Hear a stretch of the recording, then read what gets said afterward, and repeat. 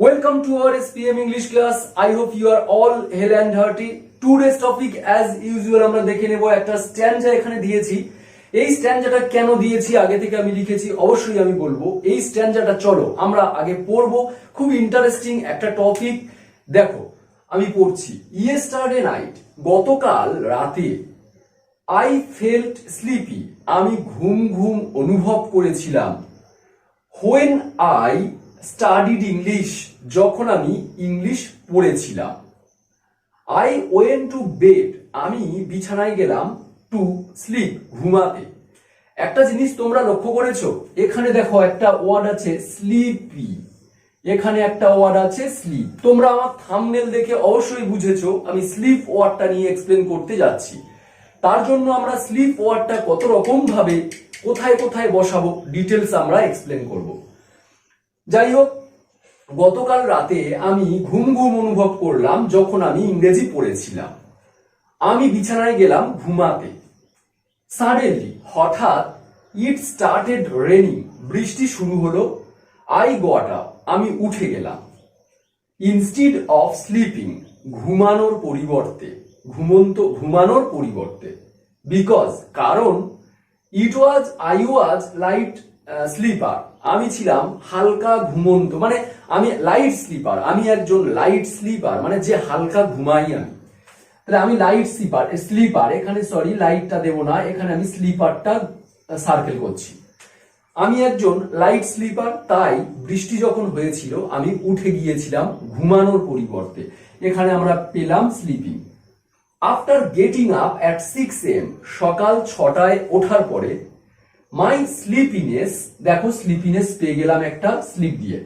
আমার ঘুম made me tired, আমি সকালে যখন উঠলাম আমার ঘুম আমাকে টায়ার্ড করে দিল, মানে রাতে বৃষ্টি হয়েছে, আমি উঠে গিয়েছি, ঘুম হয়নি, তার জন্য সকালে আমি টায়ার্ড ফিল করছি আমার ঘুমের জন্য।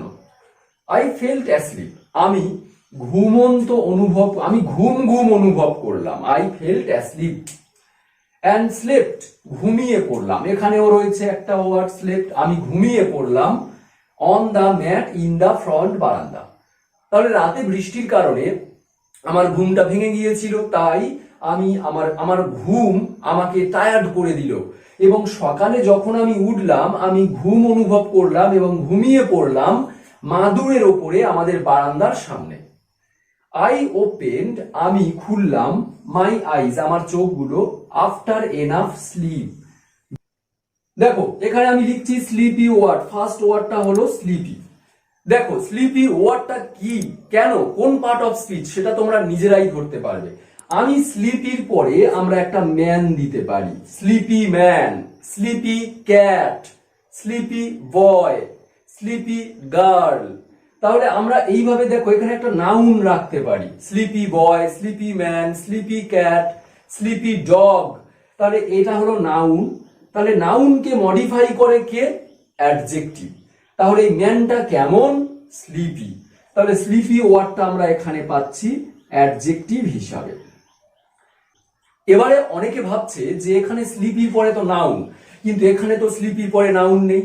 নাউন অর্থাৎ নাউন বা প্রোনাউন অলরেডি আমি প্রথমেই বসিয়েছি, আমি ঘুম ঘুম অনুভব করেছিলাম। তাহলে আমি কেমন? আমি স্লিপি হলো। তাহলে আমরা কোনো অ্যাডজেক্টিভ কাকে বলবো? নাউন বা প্রোনাউনকে মডিফাই করবে যে ওয়ার্ড, তাকে আমরা অ্যাডজেক্টিভ বলি। যাই হোক, তারপরে একটা ওয়ার্ড দেখো এখানে স্লিপ আছে।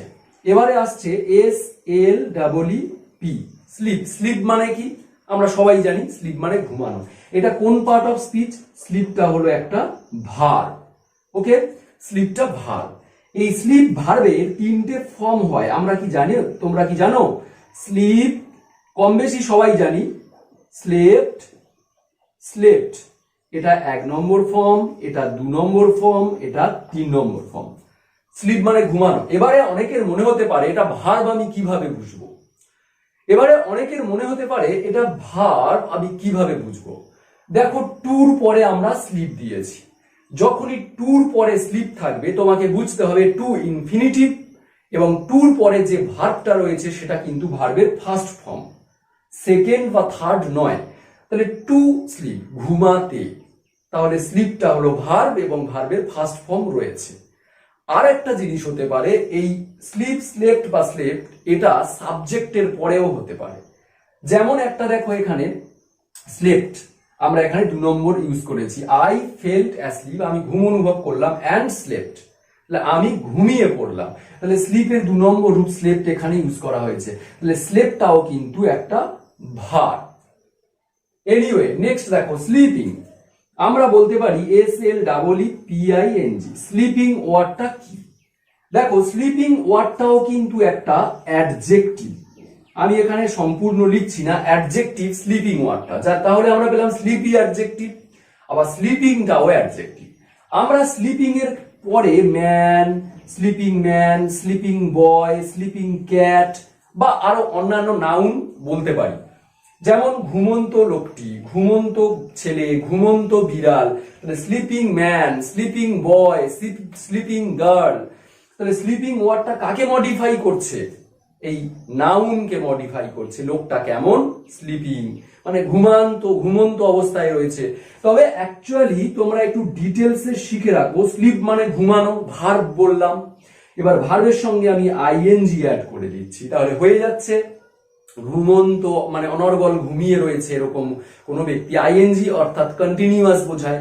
তাহলে স্লিপিং আইএনজি অ্যাড করছি, মানে অনর্গল ঘুমিয়ে রয়েছে ঘুমন্ত কোনো ব্যক্তি বা কোনো নাউন। তাহলে স্লিপিং ওয়ার্ডটাও আমরা এখানে পাচ্ছি অ্যাডজেক্টিভ হিসাবে। এবারে দেখো এখানে তোমার, হ্যাঁ আরেকটা কথা, এখানে মনে হতে পারে স্লিপিং এর পরে তো কোনো নাউন নেই, কিন্তু আমি স্লিপিং এর পরিবর্তে, অনর্গল ঘুমানোর পরিবর্তে আমি গট আপ, জেগে উঠলাম বা উঠে গেলাম। তাহলে আমি স্লিপিং মানে আমি কোন নাউনকে মডিফাই করছে বা প্রোনাউনকে মডিফাই করছে, আমাকে মডিফাই করছে, কোন ব্যক্তিকে মডিফাই করছে যে ঘুমন্ত অবস্থার পরিবর্তে জেগে উঠলো বা উঠে গেল। এনিওয়ে, নেক্সট দেখো একটা খুব ইন্টারেস্টিং, স্লিপার। আমরা সবাই জানি স্লিপ একটা ভার্ব, আগে বলেছি স্লিপ ভার্ব 1 2 3 তিনটে ফর্ম আছে। তাহলে স্লিপ ভার্ব হলে ভার্বের সঙ্গে আমরা আর যদি অ্যাড করে দিই, তাহলে স্লিপার এটা কি হয়ে যাচ্ছে? এটা হয়ে যাচ্ছে নাউন।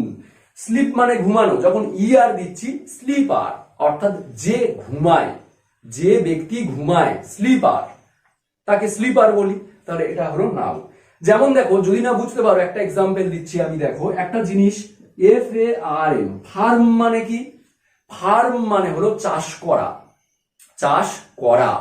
তাহলে ফার্মের সঙ্গে যখন আর অ্যাড করে দেব, তখন ফার্মার অর্থাৎ চাষ যে করে, তার মানে চাষি, নাউন। আরো এরকম অনেক হয়। হেল্প মানে কি? সাহায্য করা। কোন ভার্বের সঙ্গে যখন আমরা আর অ্যাড করে দিই, এই যে হেল্প ভার্ব, এর সঙ্গে আর অ্যাড করে দাও, হেল্পার, সাহায্যকারী, যে সাহায্য করে তাকে হেল্পার বলে। আরো দেখো ড্রাইভ, DRIV, ড্রাইভ মানে চালানো, ভার্ব, এর সঙ্গে আছে, এবার একটা আর অ্যাড করে দাও, ড্রাইভার মানে যে চালায়, তাহলে এটা নাউন হয়ে যাচ্ছে। আমরা তাহলে স্লিপ, এটা হলো ভার্ব, আর স্লিপের সঙ্গে যখন আর অ্যাড করে দিচ্ছি, তখন হয়ে যাচ্ছে স্লিপার অর্থাৎ নাউন। লাইট স্লিপার, যে হালকা ঘুমায় যে ব্যক্তি, তাকে লাইট স্লিপার বলে। এনিওয়ে, নেক্সট দেখো স্লিপিনেস। SLEEPINESS,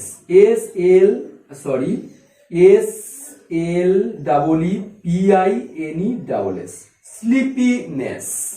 দেখো মাই স্লিপিনেস, তোমরা একটা জিনিস মনে রাখবে, NESS, নেস ওয়ার্ডটা কোন ওয়ার্ডের সঙ্গে যদি যুক্ত থাকে, তুমি সহজেই বুঝবে যে সেটা হলো নাউন। ওকে, তাহলে NESS, নেস ওয়ার্ড যুক্ত থাকা মানে সেটা হলো নাউন, এটা মনে রাখবে। স্লিপিনেস, এবারে দেখো এটা নাউন কেন, কোথায় বসেছে দেখো, মাই স্লিপিনেস মেড মি টায়ার্ড, আমার ঘুম ভাব আমাকে দুর্বল করে দিল। তাহলে দেখো মাই স্লিপিনেস, আর নাউন সব সময় হয় সাবজেক্ট হিসাবে বসবে, হয় অবজেক্ট হিসাবে বসবে। নাউন সব সময় সাবজেক্ট হিসাবে সেন্টেন্সের প্রথমে বসবে কর্তা হিসাবে, আর হয় অবজেক্ট হিসাবে সেন্টেন্স অর্থাৎ ভার্বের পরে বসবে। দেখো এখানে কোন হিসাবে বসেছে? সাবজেক্ট হিসাবে। আমার ঘুম ভাব, কে কি? ঘুম ভাব মেড মি টায়ার্ড, দেখো এটা ভার্ব রয়েছে, তাহলে সাবজেক্ট হিসাবে স্লিপিনেস আগে হয়েছে এবং তারপরে ভার্ব হয়েছে, সাবজেক্টের পরেই ভার্ব।